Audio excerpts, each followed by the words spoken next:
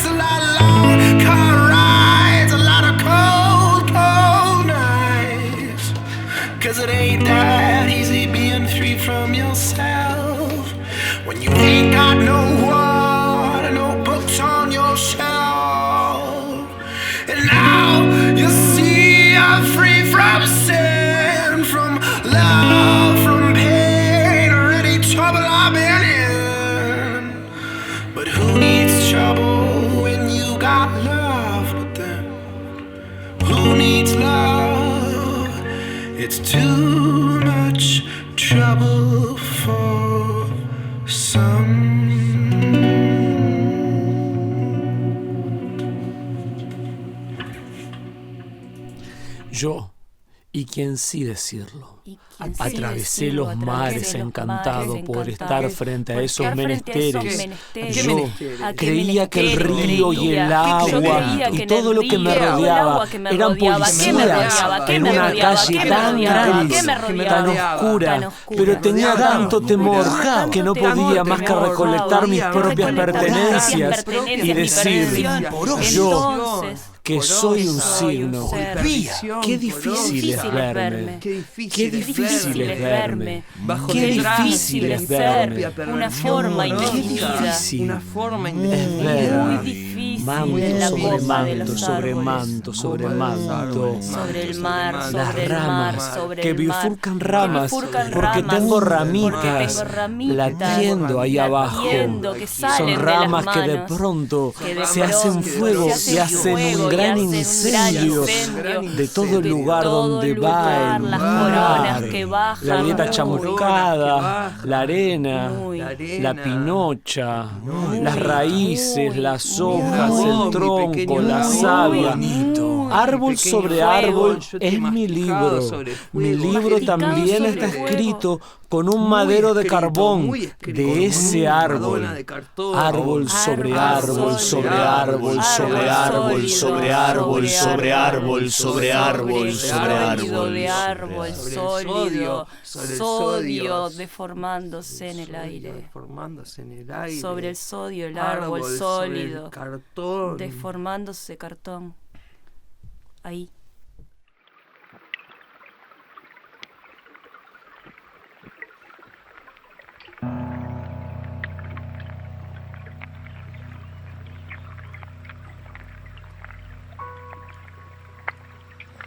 He venido a recordar los cantos de mis antepasados. He venido a quemar todos los libros que he escrito. He venido a borrar la historia que nos contaron. Resulta que nos separaron al nacer y somos hermanos. Somos todos hijos de la misma guerra. जाग उठी है घर की नारी, उदित नया दिन कर हो, संस्कारों के पुष्प खिले, जागृति नव घर घर में हो, शक्ति स्रोत बने, अंतर ज्योत जले, शक्ति स्रोत बने।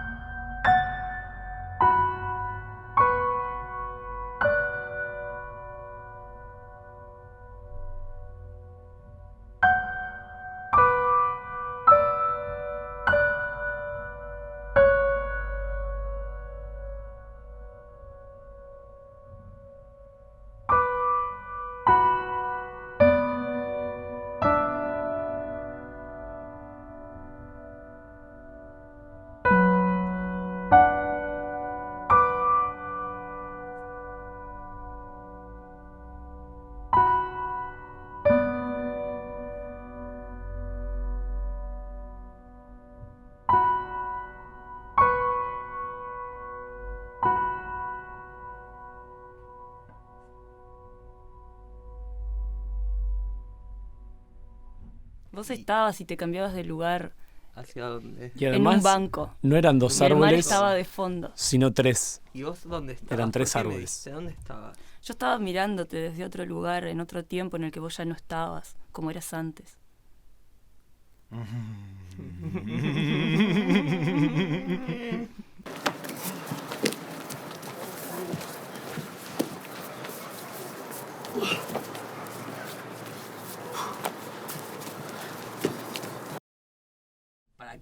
Para cualquier persona decir por su propia voz que tiene claro y puede hacer un largo derrotero o corto, racional, que explique que el arte tiene que existir, que tiene un valor,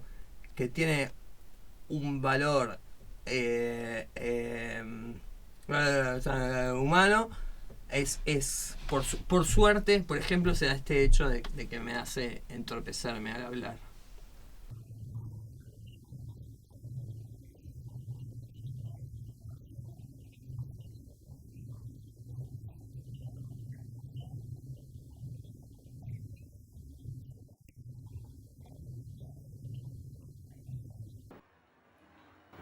Los códigos, el registro de lo simbólico dispuesto ante ese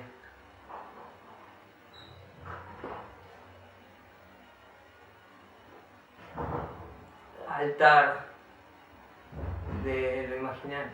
Como vos decís, como por hombre, por mujer, como por pesado, ligero, como por feliz y triste.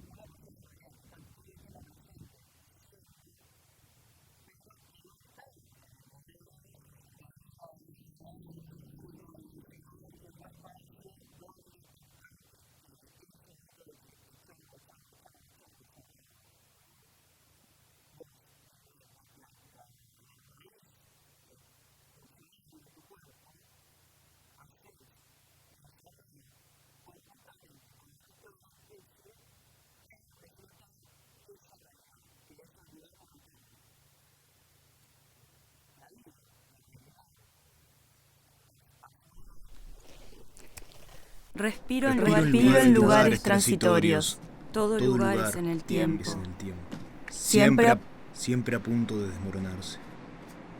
Donde aparece el ser, desaparece el movimiento. Pero quien va saltando de subsuelo en subsuelo avista la danza del ser. Avista la danza del ser. Siente la ilusión de su gran porte. En efecto, el ser es delegado. El ser es delgado, flexible y grácil, como un bailarín. Y yo también soy. Y yo también soy. Por tanto me muevo. O yo que me muevo. Por tanto soy.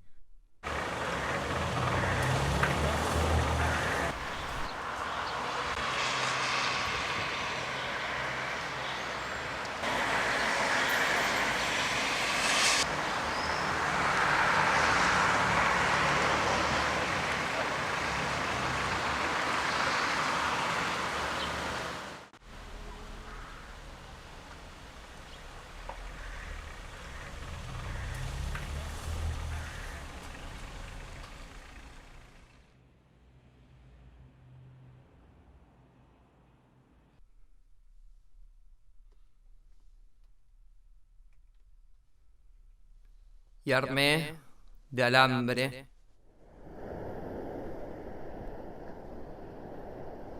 como para darte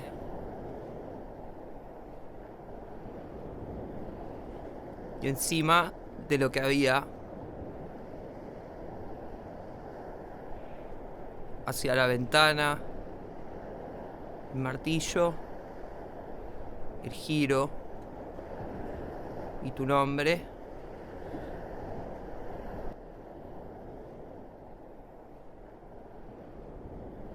Creías que no iba a poder llegar por cuestiones de cómo.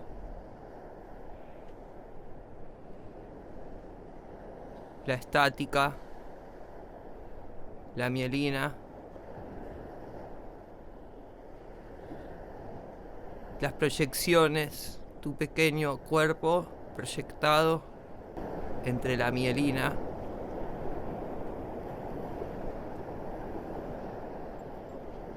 Más real, que tu cuerpo, tamaño natural,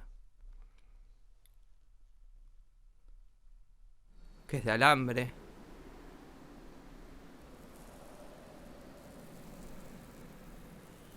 Lo armé para que pudieras estar parada ahí, desde tu pequeño cuerpo, en los cristales, el martillo, aún ante el mar de mielina. Pude armarlo para que pudieras estar parada ahí.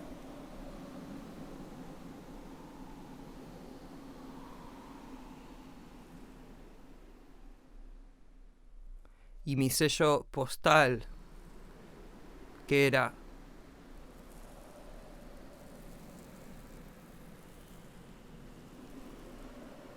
el autorretrato del amante de sus cabellos,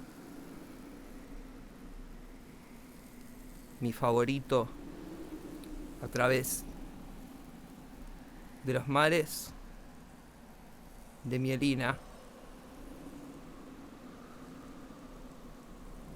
para que pudieras estar descansando ahí.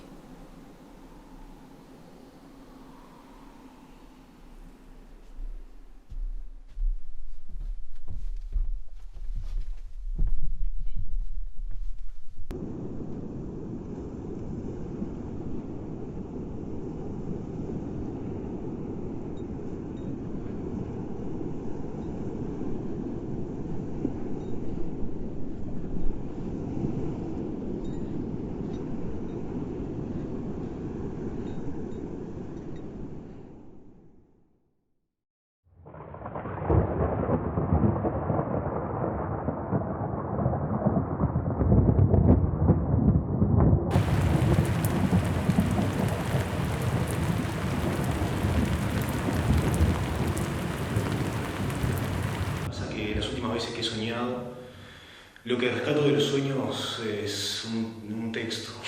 O sea, me despierto con una última imagen y trato de escribir eso, y cuando quiero acordar estoy escribiendo para atrás de lo que pasó en ese sueño y estoy relatando algo y nuevamente estoy volviendo a soñar a mi manera.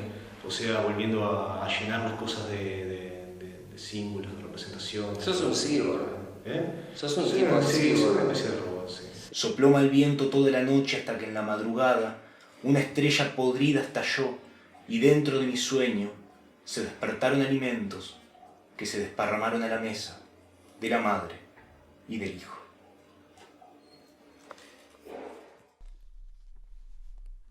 Hay poesía que no está hecha para el hábito de la inteligencia.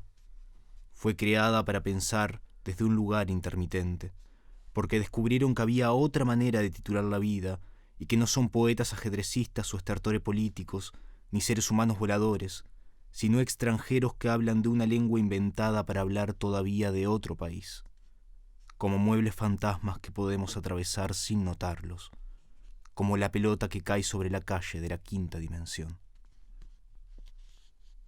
A lo que encuentran de humano en las flores, no van a leerlo, lo interpretarán, como canto de buitres alrededor de cuerpos celestes, como cantos de ballenas que viven bajo el agujero negro.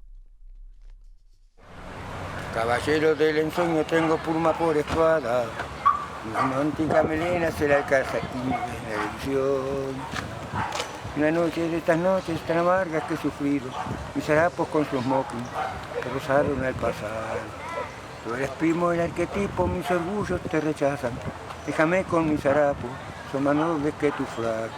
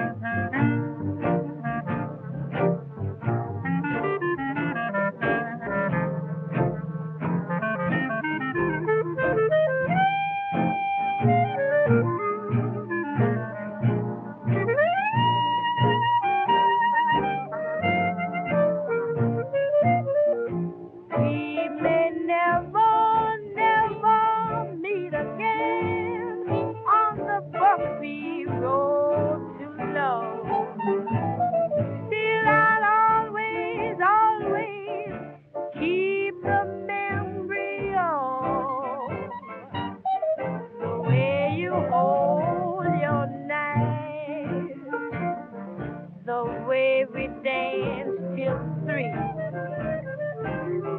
The way you've changed my life. No, no, they can't take that away from me. No, they can't take that away from me.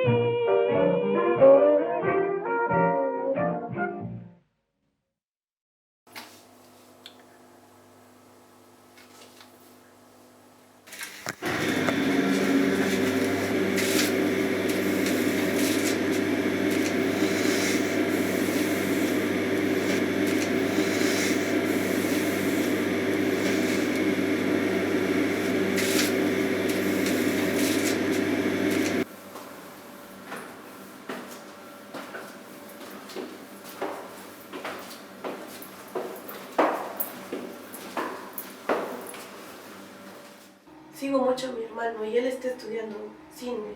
Bueno, terminó de estudiar cine. Entonces quisiera ayudar un poco con eso, entonces estudio diseño gráfico y no sé, hay muchas cuestiones de fotografía también. Y siento que estudiando fotografía estoy cerca de mi hermano. ¿Pero es algo que también te compromete a vos sensiblemente, efectivamente, o es algo que haces en honor al afecto que le tienes a tu hermano? Creo que es algo que hago en honor al afecto de mi hermano. No sé qué estoy haciendo realmente, pero si él está bien, creo que yo también voy a poder estar bien. Creo que en eso concluye esto. ¿Y tú qué haces? Nada. Cuando estábamos pintando en casa, que estábamos como a full, así, recolocados, y en un momento los dos dijimos, no sé a razón de qué, pero el aro de Diego, ¿te acordás del aro ese que dijimos? Claro. De Diego de Ávila. Sí. Fue como que, no podemos explicar nada de eso, pero el aro, estábamos así como si los dos hubiéramos entendido algo en ese momento que tenía que ver con esa metáfora de Diego, con ese verso o algo así. ¿De mi aro? Sí. No estoy seguro de qué habla la gente cuando habla de mi aro. No sé qué sería. ¿Es lo que yo supongo? Lo voy a preguntar. Seguramente sí.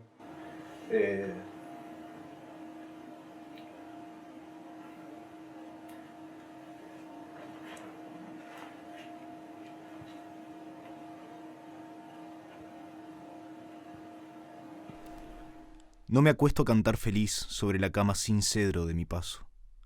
Caminar va hacia algún motivo. Nos hacemos hombres esperando el carro seguido, más carro y nada. Otra parte es la que mira hacia los conjuntos de mi voz. Vengo a cantar feliz. ¿Quién te ha dicho algo de mí? ¿No ves el arroce, las manos blancas, los bolsillos tan blancos que caen sobre las piernas, el camino tan blanco que puedes ver de dónde vengo? Mayores son los hombres, los condecorados. Yo solo empujé tan rápido e hice girar un corazón feliz tan rápido. Más tarde vengo, voy del pueblo en el que me viste, y vuelvo otra vez a mi casa con papas y cebollas que recogí del mercado. Las planté en la tierra, puse en el fuego arroz, hirvió, puse fuego en mí porque cómo hablaba mi corazón. Comí en silencio, en oscuridad. Detengo mi carro por las noches. Me pongo en manos de algo que atormenta el cielo con un giro del ser interminablemente. Peso sobre la tierra, peso contra mi silla. Cuán viva siento a las cosas que pesan. La planta con la que tropiezo y rompo, cuán vivo me siente a mí. También hay autos en las calles que rodean la fruta palpitante que crece en mis árboles.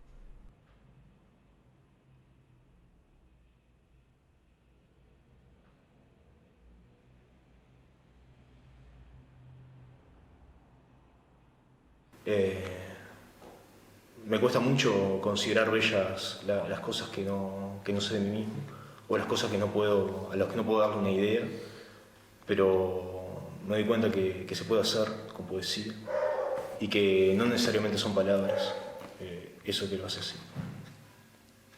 Bello. Y que estoy tratando de entender eso también. Digo, de alguna manera me da esperanzas o me deja contento el hecho de que no pueda explicárselos, porque también reafirma la idea de que hay otra manera entender las cosas. Hay otra manera de hablar sobre las cosas, de sentirlas, que no son las mismas que cuando te haces un viaje y estás juntando gente todo el tiempo. Capaz que a eso me refiero, cuando hablas con ellos, estás hablando en el idioma que todos hemos armado para poder estar juntos en este mundo. Y es un idioma que obviamente es funcional, está destinado a que nos podamos entender, y ya bastante problemas tenemos con él.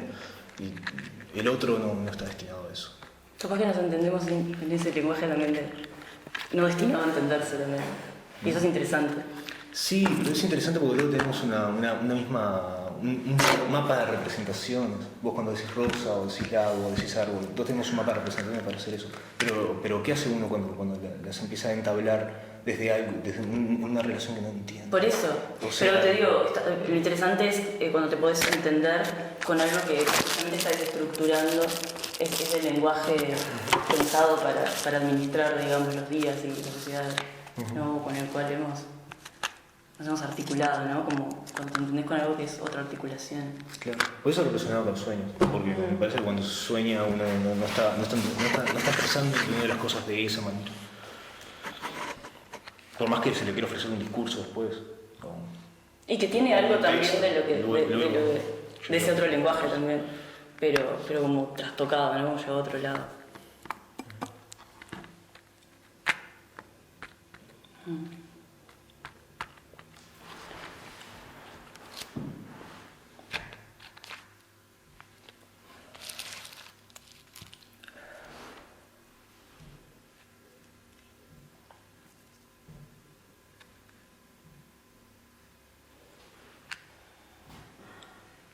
A mí me decía, puedo igualar una cosa sobre lo que dice. A mí me decía otra vez alguien que no creía o no. Claro, no sé, él tenía una idea del arte.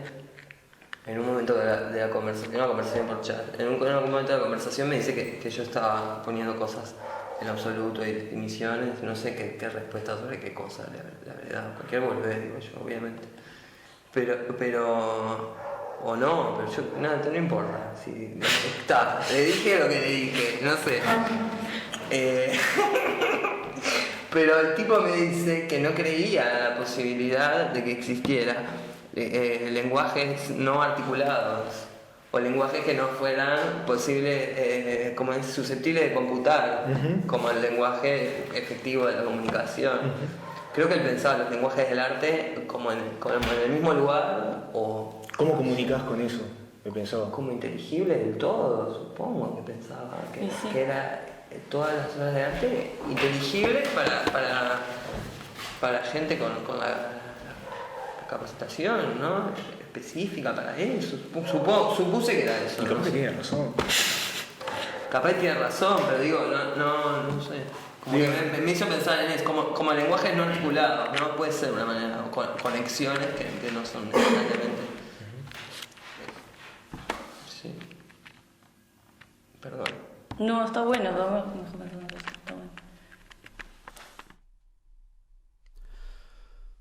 Vete lejos, vete al suroeste. Allí no hay océano. Y las personas ignoran que la circunferencia de sus ojos es el calco de los cuerpos celestes. Por eso, cuando los veo, me siento vivo.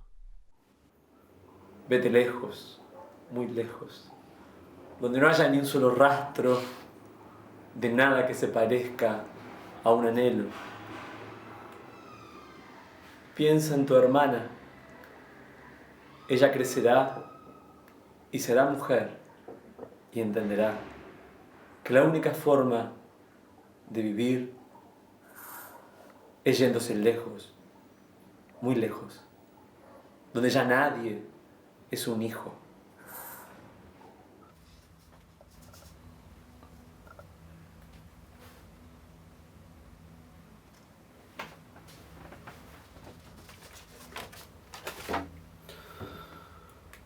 Hola.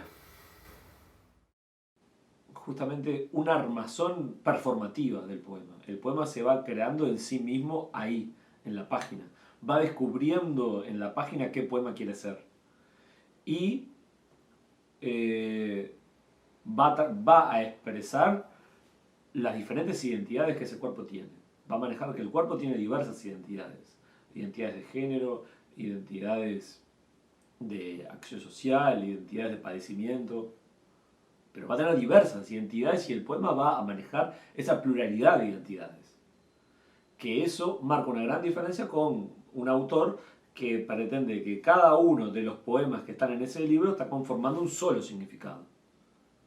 Creo que la poesía es una emoción. No estoy hablando de la poesía en tanto género, en este caso, lo estoy hablando en tanto impulso creador.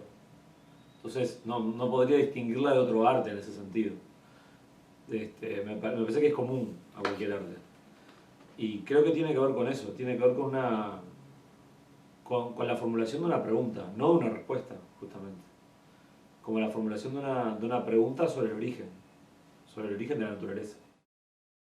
Cuando vos te concentrás en un punto, pero solamente te concentrás no en referir ese punto. Ahí está la diferencia.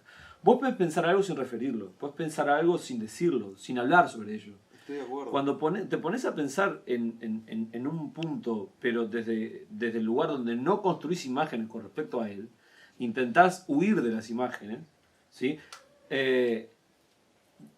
Un maestro zen decía, mientras más se medita, más difícil es meditar. Justamente. Creo que ese es el punto, ¿no? Es el punto en el cual vos podés empezar a experimentar sensorialmente un montón de masas amorfas que no tienen una forma. Y la única manera que lo puedes hacer eso es concentrándote en vos a partir de tu vida. O sea, respirando, pero controlando la respiración. En general, cuando vos estás escribiendo, te olvidás de respirar. En general, cuando vos estás pintando, te olvidás de respirar. Te desplazás tu vida hacia otro lugar, hacia esa cosa que estás haciendo. Ahora, si vos solo te preocupás de tu máquina viviente, nada más de en ese momento vos con el sol y con el viento y ese lugar, lo que ocurre es que ocurre una experiencia como de emancipación.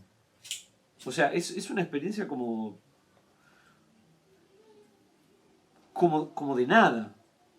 Como que comienza un vacío, una nada. Y es lo único que podemos hacer para no caer en el capitalismo. Es lo único que se puede hacer para no caer en la esquizofrenia. Lo único. Porque todos los agenciamientos que tenemos que hacer para vivir en el capitalismo implican estar pendiente de las ficciones. Estar pendiente de que ahora tengo que ir a pagar la luz y después tengo que ir a trabajar y ya no me queda plata y tengo que escribir este libro y tengo que hacer no sé qué. Entonces, es toda una máquina de relatos en la cual vos estás pendiente de todo y además de eso generás realidad. O sea, escribís, pintás, haces esto, haces lo otro. El único momento donde podés desvincular de eso es o morirte o meditar o respirar o simplemente nada más eso. Yo creo que el problema no es la ficción, yo creo que el problema es que somos pésimos creadores. ¿Alguna vez alguien meditó realmente llegó como a la inexistencia claro. O bueno, es como una aproximación. Pero es un fracasar continuo. Eso se da en todos lados. Digo, es todo un tema, digo, porque si no caes en la alienación pura, ¿viste? Porque en definitiva todos nos pusimos de acuerdo en que de alguna manera queremos entender las cosas, ¿no? Y todos nos pusimos de acuerdo en definitiva en que para entender algo tenemos que renunciar a un montón de cosas porque entender algo significa ponerte de acuerdo en algo con otra persona. O sea, por eso los árboles se llaman todos árboles cuando son todos distintos. ¿Entendés por qué? Si son todos distintos. ¿Por qué no tiene un nombre particular cada árbol que existe en todo el mundo? Porque de alguna manera no queremos ser alienados, entonces todo se llama árbol y si yo digo árbol, vos sabés de qué carajo estoy hablando.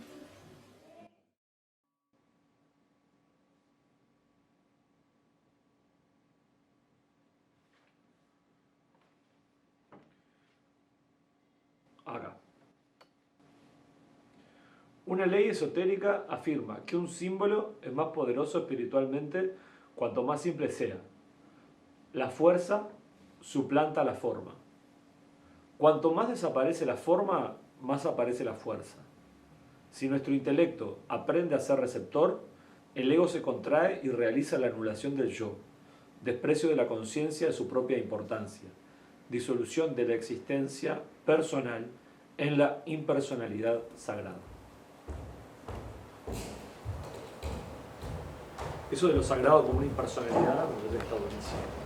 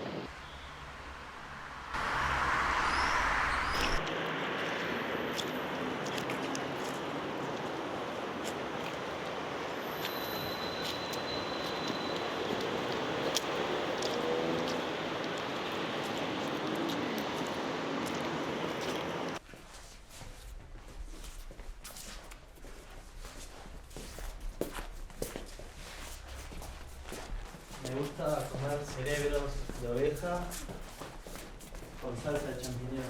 Tengo una planta de lecho que me crece en la espalda todos los días, se pudre todas las tardes y por las madrugadas le salen flores rosadas. Soy Rosalía y estoy criando branquias.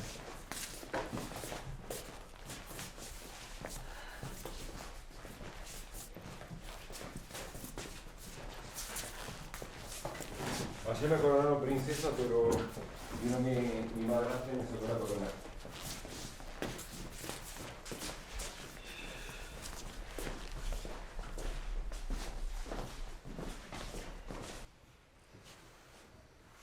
Yo andaba en bicicleta en una pata.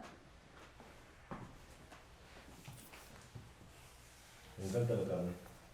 Limpio la casa todos los días. No me gusta andar en bicicleta. No sé qué.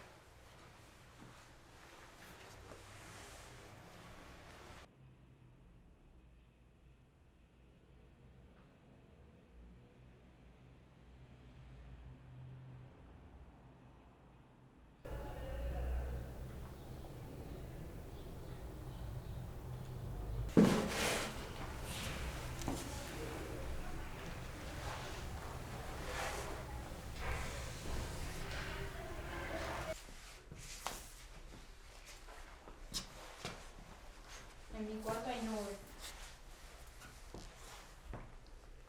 Guillermo tiene una cama con nubes. Rodrigo se llama Federico y estudia psicología. Viviana es una tole y es prostituta.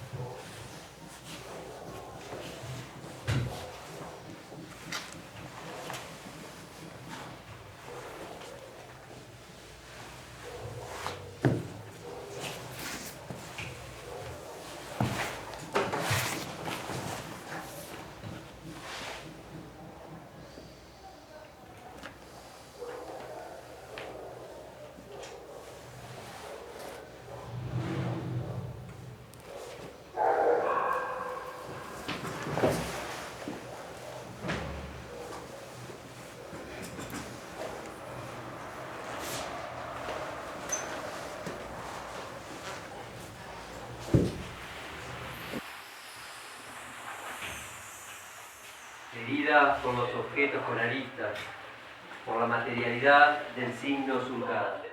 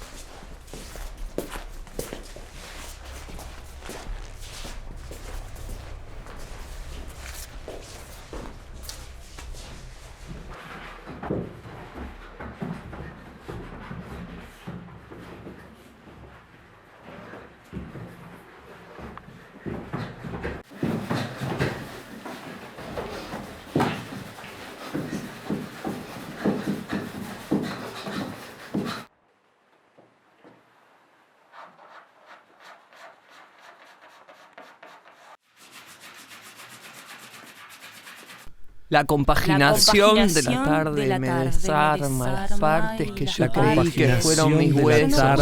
Se desarman aguas del aire, no podrían arrastrarse, chorreando todo ese pus. Ese plus.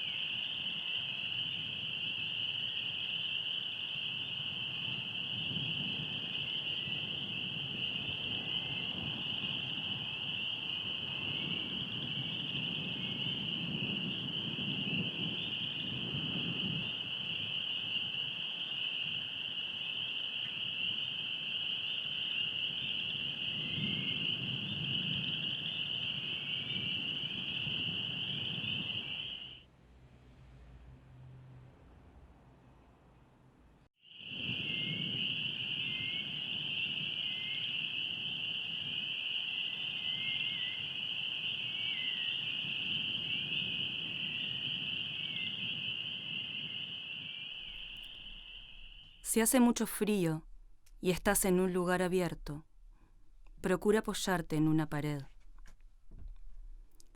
Una pared es una cosa muy alta. Después de una pared, hay otra pared que crece. Después se continúa en la pared y se suman más paredes hasta el cielo.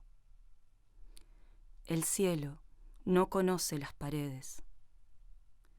Ella sube cara al cielo, se apoya en las paredes. Siempre fantasea que atraviesa la pared y encuentra al otro lado el cielo, el agua.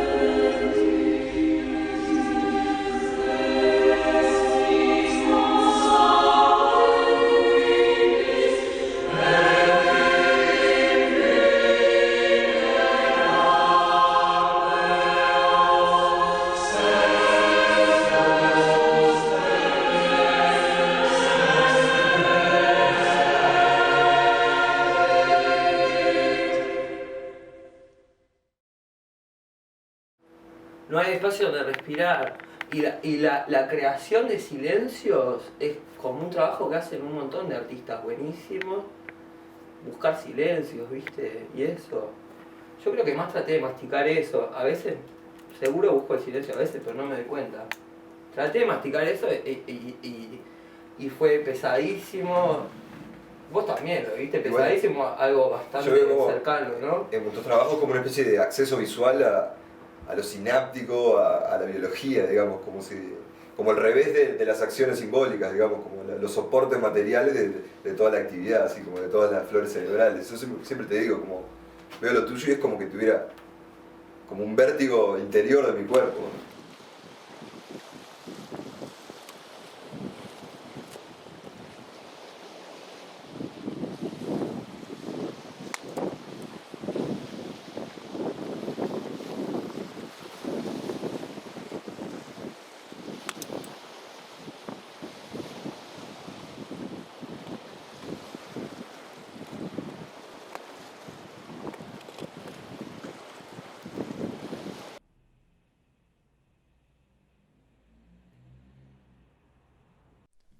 Comencé a resucitar el matrimonio del mar, comencé a llevarlo hacia un lugar impreciso. Allí venía el viento, irrumpía y se salía de sí entre las nubes, recorría en profundidad las letras. Me di cuenta. El cielo es un lugar muy alto.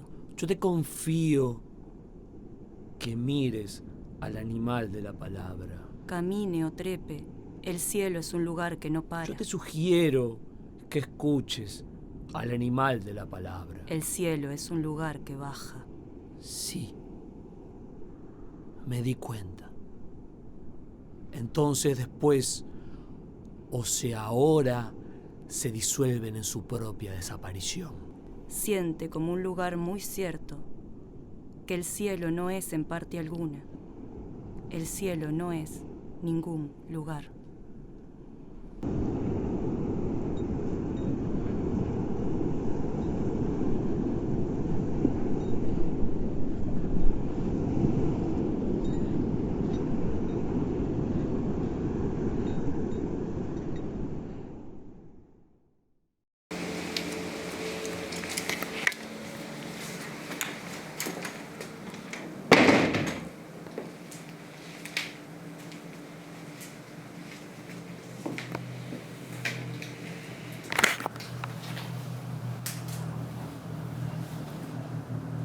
Creo, honestamente, que estamos ante la posibilidad real de un cambio colectivo genético.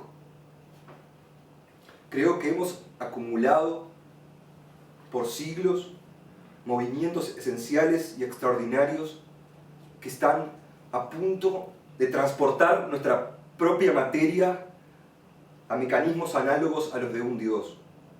Pero ahora tenemos, creo, las herramientas formales, casi didácticas, para sumergirnos confiadamente en mundos de información infinitamente más ricos, acompañados de sus propias ventajas y capacidades sensoriales nuevas. Creo que el edificio de nuestro conocimiento puede experimentar una simplificación inaudita, contemplando simultáneamente sus más altas cumbres y sus puntos ciegos, sus abismos lógicos. La única manera de ser libre es estar en la estación de la forma, que es ese lugar, ¿no? El lugar de trabajo, el laboratorio, la estación de la forma. Yo me enfrento a mi relación con un objeto o una serie de objetos o un mundo artificial, ¿no? Que al estar así, como interfase hacia mí mismo, me crea mi propio problema de libertad y me vuelve alguien más libre, que interactúa más libremente con el mundo y que, como si se desprendiera solo, otorga cuotas de libertad a los otros o es beneficiado con cuotas de libertad de gente que también va hacia ese lugar, pero ante cada intención de sistema, Yo agujereo. Abro un túnel por el cual enviarme hacia un subsuelo. Pues siempre hay un subsuelo desde el cual ver.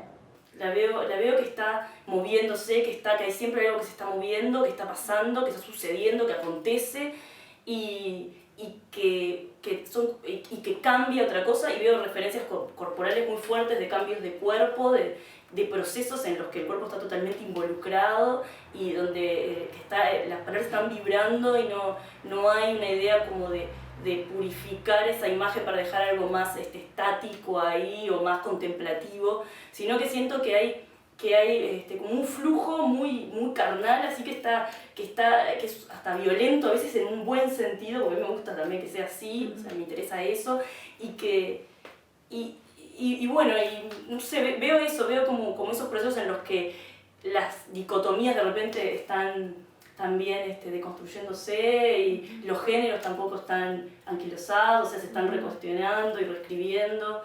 Y a mí me parece, o sea, como experimental, ¿viste? Y a mí eso me encanta, o sea, me gusta, me siento afín a eso desde la poesía, desde la filosofía y desde la danza también, porque yo veo que en la danza hay una metáfora, que, sobre todo en la danza contemporánea, muy interesante de todo esto que estamos hablando, o sea, de ese devenir, de ese fluir, de ese cambio de cuerpo, pero de un modo en que sin ser ni vaporoso ni quedarse como en esa cuestión más estática del ballet, o sea, está pasando y el cuerpo se está siempre reacomodando a nuevas posturas, a nuevos momentos, a nueva situación de tiempo, espacio, de relación con otros.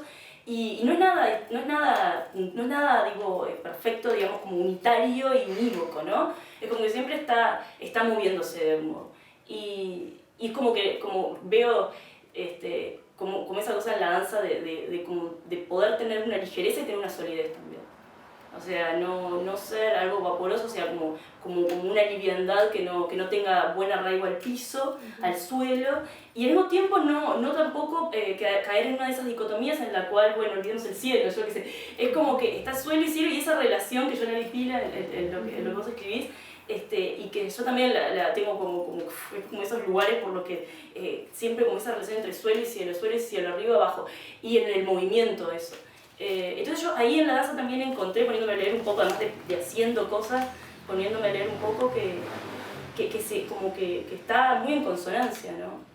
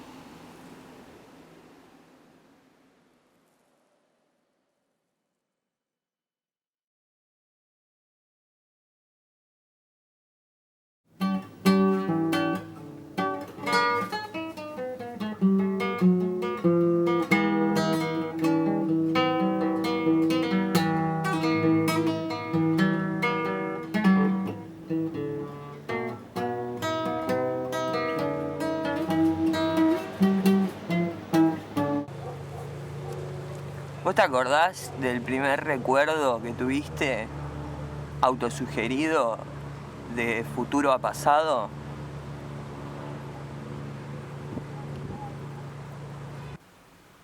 ¿Qué pasó?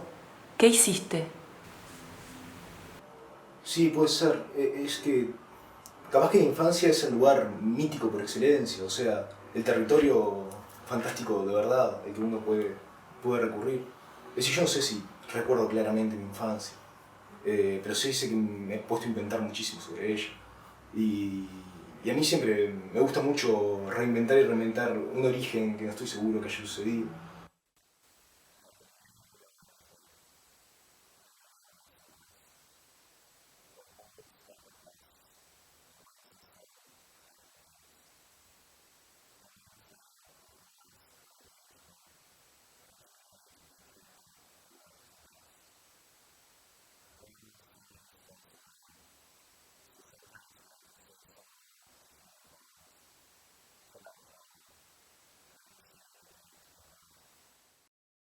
Como que hay un acertijo de parte del ser hacia el escritor, que vengo a ser yo, Olga. Creo que no es lo mismo el autor y la voz del libro. Tiene partes de mí, pero tiene partes de otros y de otras. Y después el libro en sí mismo también habla de ese tipo de cosas, habla de los demonios, habla de los ángeles, pero después habla de personajes que no sabemos cómo es que aparecen ahí, ni a dónde van, ni de dónde vienen, ni nada por el estilo. Por lo general, cuando un adolescente salía de la familia, siempre se hacía desde la acción, desde el verbo. Un indígena salía a matar un oso, o Telémaco sale en barco a buscar a su padre, o qué sé yo, te peleas a puñetazos con tu viejo, pero siempre hay como una cosa épica, donde uno se inicia. En mi novela sucede todo lo contrario, o sea, el viaje de iniciación se da de la inacción absoluta. Toda la naturaleza y todo el exterior empieza de alguna manera a representar los movimientos internos del personaje. El personaje no se mueve, pero todo a su alrededor sí se mueve, y de alguna manera el afuera está representando al adentro constantemente. Me pasó eso, de sentir que estaba escribiendo algo, de sentir que estaba teniendo una experiencia fuerte con ese ser que uno es, ¿no? Y con ese mundo que está haciendo afuera. Como una comunicación entre las grutas internas mías y el mundo caótico cayéndose, o el mundo hermoso floreciendo, ¿no? Siempre creo que he vivido como la experiencia de armar el libro como una simbiosis, ¿no? entre esas dos fuerzas que se comunican. Siempre se me sumaban tantas que era como demasiado complejo para ponerse a ordenarlo. Nunca podía tirar una cantidad y que eso tomara forma. Y yo tuve un montón de problemas con el signo, ¿no? Problemas que se volvieron problemas en vida desde el punto de vista emotivo, problemas o afectivo, real, de padecer un problema. Pero por suerte con el tiempo fueron problemas a abordar, problemas de trabajo que podía consumir y usar. Tenés un caos, un caldo, y para mí accidentalmente se produce el milagro de una figuración posible de eso. Y ya no hay más caos, hay una manera de decirlo nada más. Bueno, como cuando vamos a hablar del documental, me parece que es muy parecido a cuando yo estoy escribiendo esto, o sea, estoy armando las cosas sin enterarme mucho, sabiendo perfectamente qué quiero hacer, pero sin enterarme mucho cómo se va haciendo. Voy leyendo mi propio texto a medida que lo escribo, eso también me mantiene interesado. Como agregar a la naturaleza un estado de abstracción que ocurre como resultado de tu interacción perceptiva y cognitiva con ella, digamos. Y no que genere una copia de ella, sino que en las mejores ocasiones puedo como tender un manto de sobrenaturalidad sobre una escena. Me gusta ese concepto de algo que está adentro y que tiene que de alguna manera salir porque no se puede quedar adentro. Y una renuncia, es como una gran renuncia. Pero no una renuncia a la capacidad de nombrar, sino a la capacidad de no nombrar. Es como es una renuncia justamente ante el lenguaje. Es como lo único que tenemos. O sea, lo que no es lenguaje es vida. Y eso es el libro. El libro es un vacío porque es una muerte, justamente. Sí hay animosidad en el libro, sí hay vida en el libro. Pero aquello que se escribe es como justamente un doble, ¿no? O sea, lo que yo escribo es como un doble de algo. El libro yo lo siento como que tiene pila de poros, como que sigue fluyendo para otras cosas que estoy haciendo y de repente estoy escribiendo algo distinto y digo, ay mira, esto me hace acordar de lo que yo escribí hace 5 años y hay pila de afinidad y como que hay cosas que parecen como obsesivas, como que ay mira estas imágenes o este camino, como que lo estoy haciendo acá y hasta el tono a veces por momentos se parece al otro, después cambia, por supuesto. Hay algo que tiene la poesía que es un devenir animal y es un devenir animal muy fuerte, por tanto no puede hacerse cargo de una institucionalidad. Por eso las instituciones de poesía no funcionan, ninguna. Como el libro puede tener justamente una voluntad. Parece que los libros tienen su voluntad. Y los libros no son ajenos a las personas que lo leen. No, porque fuerte y lindo, importante, que cualquier voz se afine, tenga la oportunidad de enfrentarse a sí misma y se muestre. Y uno es uno, así que es un ejercicio político hacer cosas. Lo primero que hay que lograr es una desautomatización del espacio. Que las personas puedan abandonar aquellos comportamientos agenciados o de agenciamiento o de automatismo y puedan extrapolarse y puedan sentir y puedan escuchar. Es como si en un momento estuvieras como del lado de adentro de la cosa, como un punto fuera del tiempo, pero que está activo. Pienso en esto siempre, como en aquel cuento del emperador chino que manda a borrar la catarata que había pintado en el muro de su edificio porque el ruido no lo dejaba dormir de noche. El ruido de las olas de la catarata pintada, algo así. Como abrumado por esa inmovilidad, digamos, pero que tiene como vida propia, digamos. Y ahí otra vez, lo que he visto ya no lo podré decir nunca, digamos, es como... Cuando se nos ocurrió el hecho del libro colectivo, entre otras cosas, estaba en juego el hecho de, sobre todo por parte de Santiago Márquez, de Olga Leiva y de mí, el hecho de la lectura de libros sagrados, ¿no? Que nosotros como somos bastante aficionados a esa clase de prácticas espirituales. Entonces, justamente los libros sagrados, o algunos libros sagrados, por ejemplo, el Vajrayana Kama Sutra, por ejemplo, es un libro colectivo, ¿no? Es un libro compilado a partir de 1000 libros. La Biblia es un libro colectivo, el Mahabharata Rigveda es un libro colectivo. Digo que cuando nos vamos a planos anteriores a la literatura decimonónica, encontramos el hecho literario de matriz colectiva como algo bastante frecuente.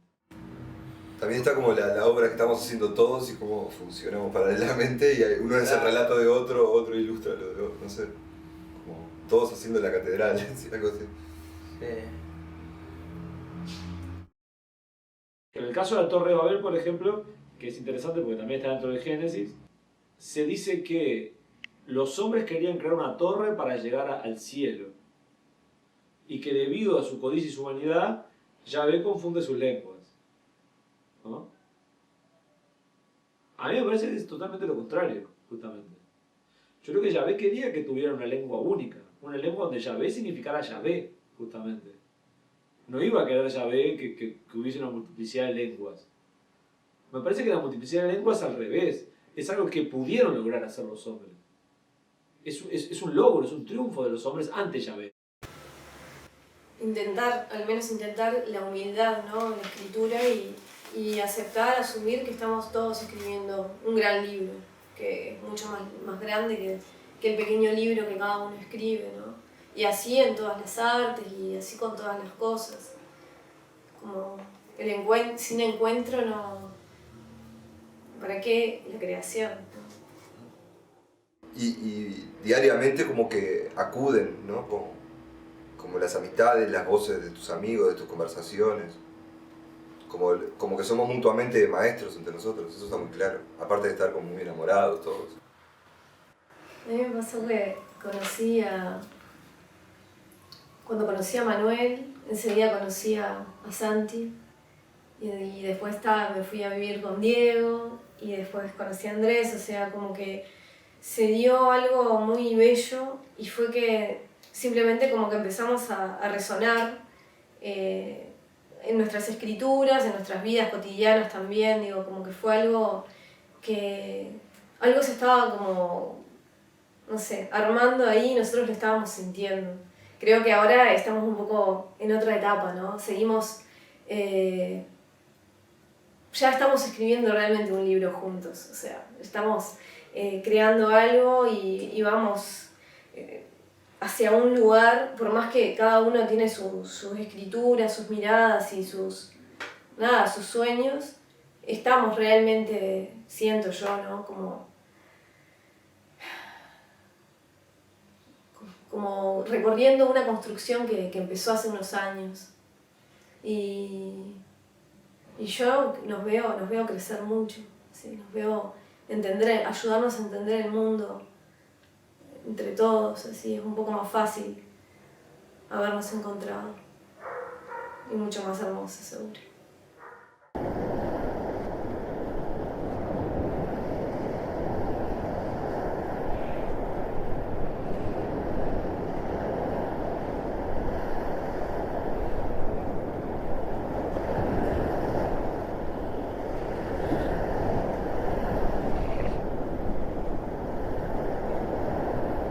Le dedico un texto al océano.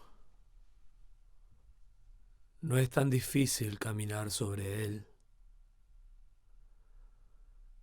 En tus ojos no sostengo la hundida. Buceo calamares óseos que tiemblan después de rotos. Por mi culpa, por mi culpa. Por mi gran culpa, florecerá. Azotea sin boca. No pagaré por este silencio. La ruta es como un animal que los mueve con deseos extraños. Hermosos son los hombres que se mueven con deseos de animales. Yo también soy un animal que mueve cosas, frutas, verduras invernales que crecen en el corazón de una tierra que yo moví. No sé si te das cuenta, el corazón de la tierra. Yo moví una tierra en la que crecieron corazones que impresionaron el cuerpo de los árboles.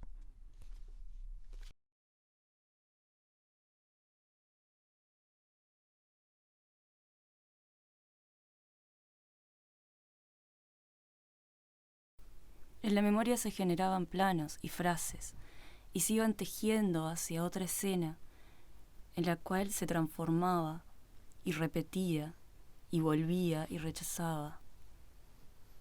Y se creaba un gran fantasma, de muchos cuerpos, de muchas auras, un fantasma que ya existía. Pero que nunca era el mismo, que siempre estaba creándose.